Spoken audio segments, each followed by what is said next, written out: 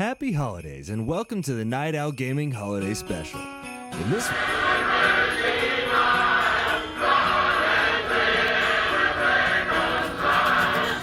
You'll shoot your eye out! You'll shoot your eye out!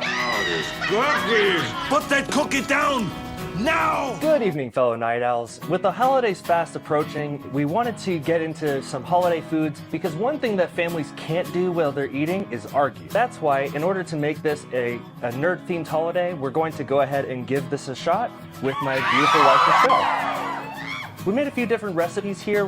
My wife's doing pretty much all the cooking, and we made up a few of these recipes to just see what they look like, to talk about them each and give them a little bit of a taste. And to rank them. And yeah, we can rank them and just kind of discuss what you feel with your cooking experience, and that way we can kind of see if maybe is this book worth picking up if you wanted to make some of these delicious treats for your Thanksgiving, Christmas, or whatever holiday you celebrate. And so we'll go ahead and we'll start through what we made here.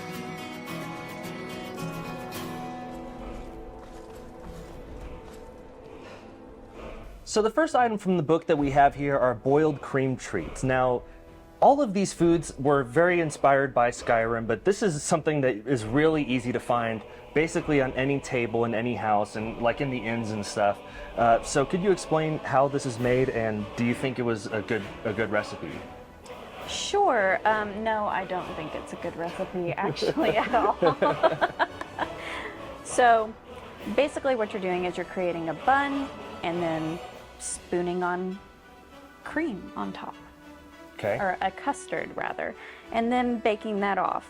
The dough did not give a lot of give in the recipe, and you can see here it's very hard, and this is a thick, dense dough. Now, would this have been the type of dough that they would have had in Skyrim fictionally? Maybe, but I think that there's a lot of areas for improvement on this. I think a nice enriched dough would have been a lot better, something that had more rise to it. So ranking this one, the base recipe, maybe a 2 out of 3. Use a different roll recipe for this. The custard, it's fine. It's not really that sweet. No. When I was tasting it, you would think that this would be really, really sweet. It's not at all.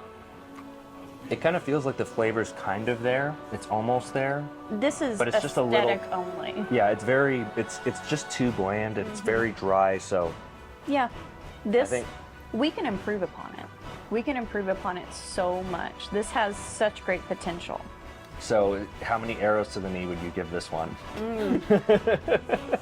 It's not worth having a wife over. It's just it's just one arrow to the knee. Before we get into what is most likely the most iconic dessert just because of its high visibility, I wanted to ask, what kind of foods do you like most of the food that's in Skyrim? I really like the honey nut treats, but the recipe inside of the book did not sound appealing in what I would think a honey nut treat would be. I would think it would be kind of like a donut that's fried on that stick and then covered in nuts and drizzled with honey, and that sounds really enticing to me, and that's what I imagine that would be. Now, this is the item that I stole the most as a Khajiit. Well, I mean, honestly, these look really good. They kind of look a little bit lighter than they do in the game. Do you think that the recipe was faithful to what the feel of the game had? I think so. I think this is going to be your richer treat. You know, this is going to be what's in Winterhold's castle, those kind of places. And it is a very special treat. Now, the icing, I think that there's a lot that could be done with the icing. I would have liked to have had a little bit more flavor in it, maybe some almond or vanilla or something. It had no flavoring other than the cream cheese in the recipe. Not a big fan of that. It honestly is very good. I think this has a lot of flavor to it, and like you said, it's not quite as sweet as like maybe. I think what you're tasting in this is actually the cardamom in the bread. That's where you're getting flavor from. It's not in the icing. And the recipe says to bake for 12 to 15 minutes. And you can see this is gooey. Yeah. It needed to bake.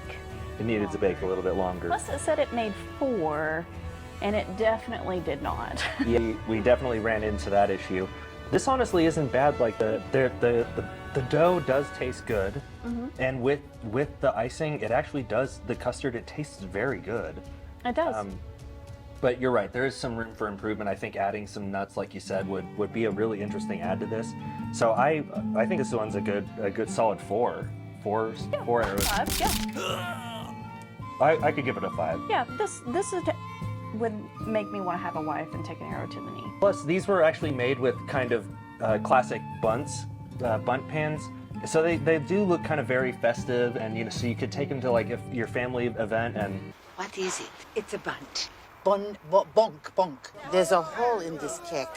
But Put some snowberries on there, aka cranberries. Should we refresh our palates with some blackbriar mead? oh, we should definitely do that. Yes. Oh man, it looks so delicious. That is very good, actually. Right? So this recipe is actually in the book, though, correct? It is.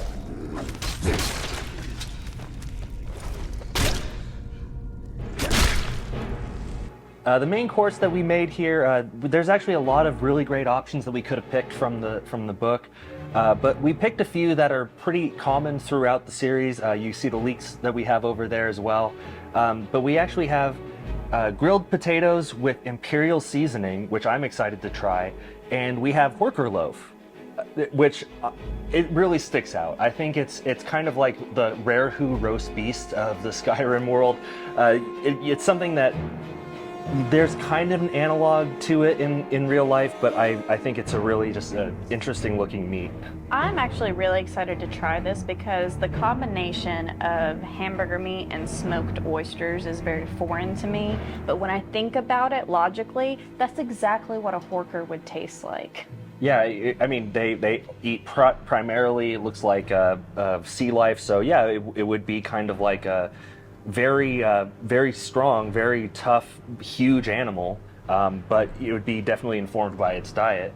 I'm actually interested as well about the imperial seasoning because we actually kind of had to special order some spices. We did. The grains of paradise were actually pretty hard to find, could only get those online.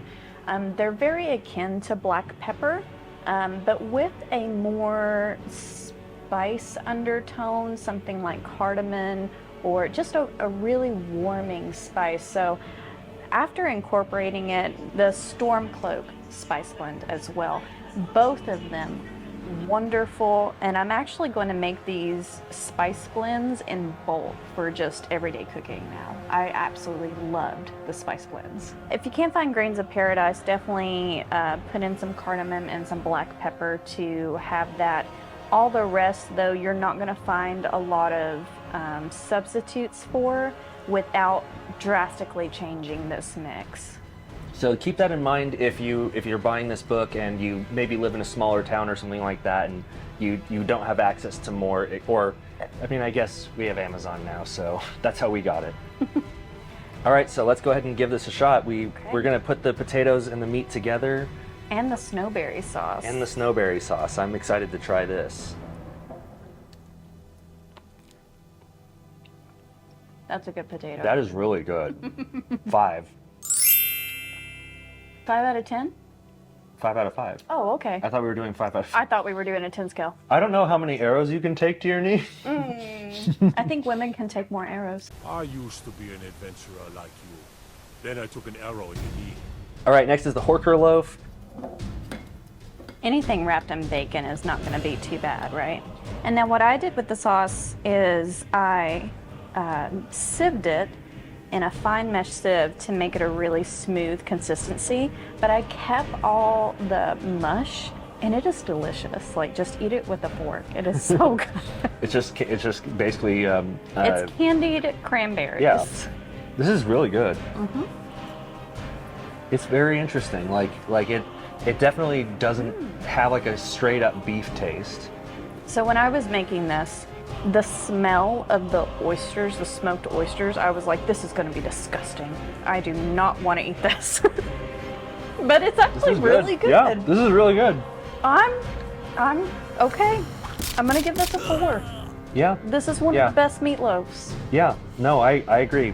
4 I out was of not expecting it to be this good. 4 out of 5. It needs the sauce though. It doesn't. It needs the sauce. It would be way overwhelming if it did not have that sweet tangy to counteract it. Yes. And that, boys and girls, is the true meaning of Skyrim's 22nd official update. Wait, just a second.